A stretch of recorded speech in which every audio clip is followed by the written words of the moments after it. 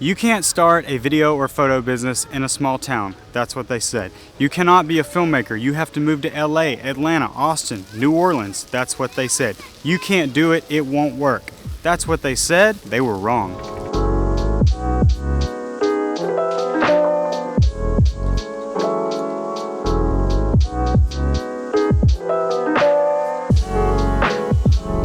Hey guys, my name is Forrest Proctor. You are watching the Epic Creative YouTube channel where we talk about how you can make your creative business dreams a reality. If you're new here or you have been watching the videos for a while and you haven't done this yet, please do subscribe to the channel. It helps me out tremendously and it helps me get this information to as many people as possible so that we can help creatives like myself and like you be successful in this ever-changing landscape. Today's video is going to be brought to you by Epic Creative Shop. So if you can see, I'm wearing one of the shirts now. Here's a shot of my daughter wearing one of the shirts. We have two new designs. If you just go down in the description, you'll see the link to the shop. It helps us out tremendously. It gives us money we can put back into the channel, back into creating this content for you guys. So please go to the link in the description and find something you like. Support your love for photography and video. Without further ado, as you can see in the title, today we're going to talk about 10 ways that you can win as a small town creator. So let's get into that right now. All right, so here are my 10 tips to being a successful small town creator. Now, this can be for a videography business or a video/photo business like I own. And truth be told, Epic Creative and Epic Film Photography does a lot more than those two things. We do video, photography, graphic design, strategy, marketing, and a couple other things, and different clients know us for different things. So this is going to apply to anybody that has a creative business, and honestly, it can just apply to you if you have a business in general, so stay tuned.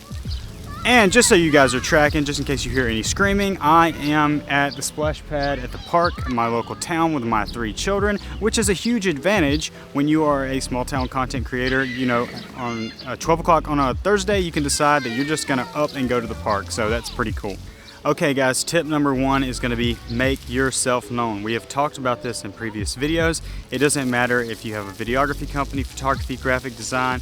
If you're not out there, and what I mean by out there, if you're not on the internet in some way, form, or fashion, you know, in today's market, it's kind of like back in the 90s.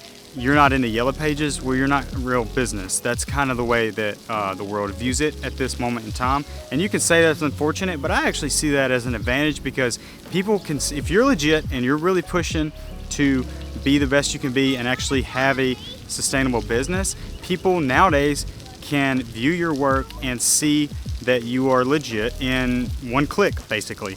And when I say put yourself out there, what I personally would do is focus on 2 platforms, 2 main platforms. For you, that might be Instagram and Facebook, or it might be TikTok and Instagram. For me, it's YouTube and Facebook, and I am gonna reinstate my Instagram at some point. I just haven't done it because I've been so honed in on YouTube, and then also Facebook is where a lot of my clientele comes from. YouTube is where you guys are at. So get yourself online, and this is going to apply if you're any of those creatives that we talked about, or if you're a landscape company. You know, there's a lot of landscape companies out there that are having high success by making content. This does not cost a lot of money to just start putting out content. Now, if you are a creative business, you're gonna have to take a little more care with your content because basically you're gonna get judged by that content. If they see that you're making, you know, crappy graphics for your company and you're a graphic design agency or a t-shirt shop, that's not gonna necessarily help sell your product. So make sure that just aligns. And like I said, you can get just a cheap tripod from Walmart if you're not a creative company, and set up your phone and start making content today. But make sure you put yourself out there. And then going just a little bit further, you want to be on those platforms, but really guys, you gotta have a website. To me, a website isn't so much about, you know, is it a nice website? Do they have a place where I can see the portfolio? It's actually more of just like a stamp of legitimacy. You know, if you have a website, that means you've got some skin in the game. You are paying to put your business out there. So that's kind of what a website does for me. Not to mention, that is a place where you can have your contact forms and you can build an audience, build an email list, and there's just a lot of benefits to having a website. It's almost like that's your platform, and then you're using the other platforms to bridge people to your platform. So get yourself online. All right, guys, repeat after me. I am no longer an introvert. You cannot be an introvert and do this. Maybe you can do it if you have a wife that is willing to do sort of the sales and the face part of it, or if you have a business partner and maybe he's kind of the face and the sales part of it and you're more of the technical side or the editor. That's all good and well, but if you're trying to be a solo creator like I'm doing and do the stuff that we talk about on this channel, you can no longer be an introvert. And people will say, well, I'm just not naturally gifted with the gift of gab or talking to people or selling things or getting out there and shaking hands. Hey man, I wasn't great at using a camera when I first got one. It took years and years of practice, and it's just like anything else. You're gonna have to start practicing. You've got to get out there, shake hands, and meet everyone. Especially if you're in a small town like me, there's no reason for you not to know basically, or pretty much every business owner that's out there. Join your Chamber of Commerce, join all the networking groups, but you have just got to let go of the introvertedness. And one of the things that I will tell you guys that helped me, and I think I learned it just at a really young age, probably around the age of 16, is the art of not giving a crap, or an F word, right? I wouldn't say that, or I don't want to say that, but that's kind of like the phrase people use, right? And it is a skill that you have to learn, but I'm telling you, once you learn it, your life will dramatically change. And a good example of that is weddings. Weddings can be really intimidating as a videographer, especially in the beginning, because everybody's looking at you. You've got like the nice fancy camera, and you're getting in the aisle, and you're getting in the room where the girls are doing the makeup, and you're having to put yourself in these situations where people are looking at you. And so if you're an introvert, that can be really hard. But what I told myself was, in 5 years or in 2 years or in 10 days, when they watch this wedding film, no one's really even gonna remember that I was the one holding the camera. And if you wanna get ahead, everybody else is nervous. Everybody else is scared. We're all scared. Being bravery is faking bravery when you're scared. That's bravery. So get out there and just start pushing through that nervousness and that self-consciousness. I promise you it will be worth it in the end. Tip number 3, if you're in a small town and maybe you've got a couple bigger towns surrounding you, you've got to start seeking out high profit businesses. These are businesses that have high ticket sales that are turning a large profit each year, and this is something you can usually easily use something like ChatGPT or Google to Google or search high profiting businesses in your area. Maybe you've got a couple dentist offices, you've got some industrial stuff, you've got some doctor's office, some physicians, you've got lawyers, you've got a lot of people that are charging a lot for their services. So that way, and it's not about taking advantage of people who are making a lot of money, but it's about finding clients that can actually afford your services and that will forward their profits. So, avoid things like restaurants, avoid things like really small mom and pop shops, like t-shirt shops is a good example, right? It's not that they're not important, but there's another route for those businesses that you can help them with, and I do that all the time. I will recommend that they shoot their own content, right? But if their ticket sales are $14 for a pizza and $12 for a shirt, you got to think, how long is it going to take them to make the money back that I charge them? And if you want to be able to make a sustainable income by charging high ticket prices, you've got to find clients that are also charging high ticket prices. And that brings me to tip number 4, which is make sure you're focusing on your customers and clients' ROI. That's return on investment. And the reason you want to do that is, as creatives, we tend to hyper focus on the craft and the filmmaking side of things. And don't get me wrong, guys, if I could just snap my fingers, this was the Garden of Eden and all my needs were met, and I could just pick whatever content I want to do. Personally, I would do high-end commercials, like 1 to 2 minute Nike style Carhartt Ford commercials, and probably also documentaries, because I've done a lot of documentaries and have a big passion for that. But unfortunately, if you want to pay the bills, that's not always gonna fall into your lap. Now, those opportunities will come, but you've got to focus on your customers' ROI and then put the art just right at second, right? So it doesn't matter if I make you a beautiful video. If that video did not serve a purpose or did not forward to your business or forward your mission or your organization's mission, then you basically just wasted some money. And that's actually going to reflect negatively on you on a subconscious level. You know, if you make a video for a business and it doesn't really get any reach, or it doesn't really forward their business, on a subconscious level, they're gonna feel like your services weren't worth it. The video might have been incredible. You could have shot it on an Arri Alexa with Cook lenses and it just looked like one of the most high-end commercials of all time, but if it did not accomplish a goal and it did not contribute to the bottom line or the ROI of their business, even on a subconscious level, they are gonna feel like your services are not worth it. So I try to put the customer's ROI at the very front of my priorities, and also I use that language when I'm talking to them. You know, a lot of my customers and clients really appreciate that. They say, wow, the first thing you said was, I want to figure out how I can make content make you more money. Because that's what this is all about, guys. Unfortunately, that's just what it's about. And if you're working for a lawyer or a dentist office, you know, we've got to get butts in the seats and people signing the papers and in the courtroom and that kind of thing. So make sure you're focusing on your client's ROI, return on investment. All right, guys, so tip number 5 is going to be value stacking. As you've probably seen in some previous videos, if you haven't, I'll put the link in the description of how I sell $6,000 video packages. It's a lot easier to sell a pack of something than it is one video. And I'll compare it to something like, you know, even just a 6-pack of Coke, right? Like people do buy one-off packs of Coke, but they're gonna get more for a cheaper price if they buy more, and you're gonna make more. That's why companies do that, right? And so take that same concept, apply it to your creative business. You know, maybe sell them a brand message video, 2 testimonial videos, 12 reels, photography, and a website, and you can easily stack that into a $20,000 package or more, honestly, depending on who you're dealing with. So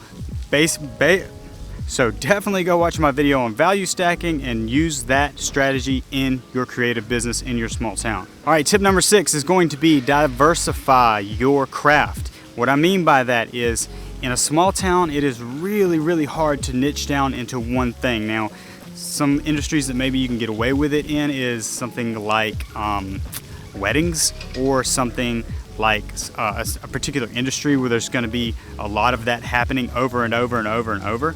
And that's all good and dandy, but I actually find that it's very enjoyable to diversify. I don't always have to shoot lawyer videos. I don't always have to shoot railroad videos. You know, I don't always have to do video. I have a lot of clients and nonprofits like Make-A-Wish, for example, that flies me to different locations around the country and around the Southeast, and I do photography for them. And some clients know me for photography, some clients know me for videography. I have a couple clients in the Laurel area that contract me to do their graphic work, you know, stuff for like t-shirts and CDs and DVD covers and stuff like that, which is a whole nother can of worms we can talk about later.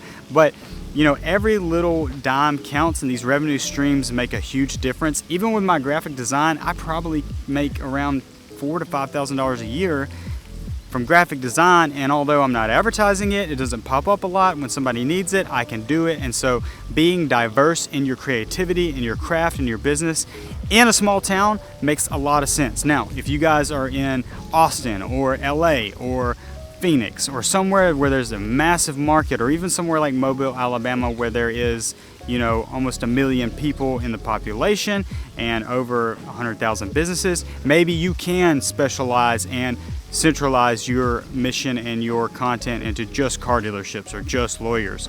But in a small town, you got to get creative. We've talked about that a lot. Let's move on to the next point. Number 7 is going to be meet your quota. What I started doing a few years ago was I set a goal for myself. And I'm just going to throw a number out there. This is not the number, but let's say I want to make $10,000 a month, right? If I want to make $10,000 a month, I've got to stay on top of that each month. And about the halfway mark, you know, day 15 of the month, I'll look at my sales, I'll look at my QuickBooks, and I'll say, okay, I've made $6,800. I'm already over halfway, and I'm already halfway through the month. And so I don't feel pressured to offer discounts. I don't feel pressured to take certain jobs that I might not usually take, or maybe I would, you know, push that back a little bit. The point is, sometimes you do get to the end of the month and maybe you've only made $6,000 and you've got 2 days to go, and somebody calls you and says, hey, can you do this project? Normally you might quote $8,000 for it, but you could do it for 4,000 and maybe it's going to help you meet your quota. The point is, set a goal and then get creative to hit the goal. Don't be so set in your ways that like, no, I charge this for this. Sometimes you might have to take a job for a little less money than you want to, but if you're hitting that goal, it's going to be worth it, because that can lead to another job the next month where you do or are able to charge your full amount. And I don't feel personally in my heart that this is a dishonest way to go, because price is arbitrary. You can charge whatever you want to and whatever you think you're worth. As long as you feel that you're being honest and fair to the client, then it's all fair game. Tip number 8 is going to be meet people where they are. We've talked about putting yourself online, and although it's very, very important to do that, I do feel like our generation, or my generation and below, let's say, the Gen Zs and stuff like that, we're so focused on making our money online. We're so focused on, doing all the internet stuff, but we're not getting in the truck, driving around and shaking hands. So what I personally try to do once a week, once every 2 weeks at the very least, is get in my car with my business cards and just drive around my area, the 50-mile radius that I'm in. And if I see a business that looks like somebody that could use my services, I will stop, shake their hand, give them my card, chat with them a little bit, focus on their business, talk about their business, and it could lead into a potential client. And a lot of those have led into potential clients, a lot of those have led into clients. And then even if they don't lead to being a client, they'll remember that. They'll remember the young man that came in or the young lady that came in, shook their hand, showed interest in their business. And when one of their business friends are saying, yeah, I want to make a video for my company, they'll say, oh, I met a guy who came in and, I had a great conversation with him. Let me grab his card. Here's his card. And the word of mouth is going to lead to another job. So meet people where they are. Now, we talked about it a little bit earlier, but go join your Chamber of Commerce. Go join your networking groups. I have a networking thing that I'm doing tonight at 7 that somebody literally just called me and asked me to be a part of. And I could turn that down if I was kind of wanting to be an introvert, but like I talked about earlier, you got to let go of the introvertedness, the shyness. Let's call it the shyness. The shining. No, you got to let go of that, man, and you've got to get yourself out there. So meet people where they are. All right, guys, tip number 9 is going to be study sales religiously. Now, in today's age, we do a lot of fly time, a lot of drive time, a lot of idle time. Idle time is the devil's playground, so spend that time wisely. I understand. I personally love watching Hulu and Netflix when I get the chance and I get inspiration from it, but to be honest, I spend 90% of my idle time educating myself. I've listened to all Zig Ziglar's books, who's like the godfather of sales. I've read 3 or 4 times all of Alex Hormozy's books. I mean, I'm always trying to educate myself on sales. And sales is probably the most important skill you can have in life, no matter what you're doing. If you're applying for a job, you're doing sales. You're selling yourself and why you should be chosen for the job. If you own a creative business like we do, you're always going to be selling yourself. And I know we can get this imposter syndrome and the self-consciousness and the shyness, but I'm telling you, if you learn the psychology of sales, and I'm not talking about cheating people out of money, I'm talking about communicating value for dollars. If you will study that endlessly, find every sales book you can. I'm personally a huge fan of audiobooks and I like them when I'm driving. Study sales every single day. If it's 10 minutes a day, if it's an hour a day, whatever you can do, study sales religiously. Okay guys, tip number 10 is going to be another internet tip, but use the internet to take yourself places. So between 2022 and 2024, I have been able to go to Las Vegas, Toronto, Philadelphia, Dallas, Austin, Orlando, Nashville, New Orleans, and Atlanta to shoot projects. And you're going to ask, how did I do that? I use the internet to take me to those places. Believe it or not, when people find somebody's work that they like, and then when they find someone they like, a lot of times they are actually willing to fly them there or get them there to do the job. I've used Facebook groups, I've used LinkedIn, I've used just cold emailing to contact companies that I saw were looking for a videographer for an event or a project, and it has taken me pretty much all over this country, and it's been amazing. And I'll give you one really good example. Is I was in a Facebook group for videographers, and I'm constantly posting my work. One of the guys in the group said, hey, can you come to Austin and shoot some video with us at a conference? Went to the conference, shot video for a company called Oakview Group, and then Oakview Group actually asked me, could I travel with them on a tour for 6 days in 6 cities to film this tour, and it was a conference tour. And I was actually following Tim Lewicki, who started the MLS and the NHL, and the same day that I interviewed Tim Lewicki, he had an interview right after that with David Beckham for the David Beckham Netflix documentary. I mean, small guy from Lucedale, Mississippi got to do all of that, and mind you, it all accumulated into probably $10,000 worth of revenue for me, but I got to do all of that because I was part of a Facebook group constantly posting my work. So guys, use the internet to broaden yourself outside of your small town. I know I'm focusing a lot on the small town creator aspect of things, but there's no reason that you can't travel and do some stuff for other companies in other states and in other countries. So yeah, today's video is going to be brought to you by Epic Creative Shop. So if you can see, I'm wearing one of the shirts now. Here's a shot of my daughter wearing one of the shirts. We have 2 new designs. If you just go down in the description, you'll see the link to the shop. It helps us out tremendously. It gives us money we can put back into the channel, back into creating this content for you guys. So please go to the link in the description and find something you like. Support your love for photography and video. Okay guys, that does it for today's video. Thank you so much for watching. Thank you so much for your recent support. We got 100 subscribers yesterday, which is just absolutely amazing. If you have not yet, please subscribe to the channel, like the video, and share it with someone that you love. I don't care if they're a creator or if they're just a business owner, or heck, if they're not a business owner and they're just trying to navigate through life. I think all of these principles can probably apply. And without further ado, we're going to say goodbye for now. I will see you in the next video. Peace.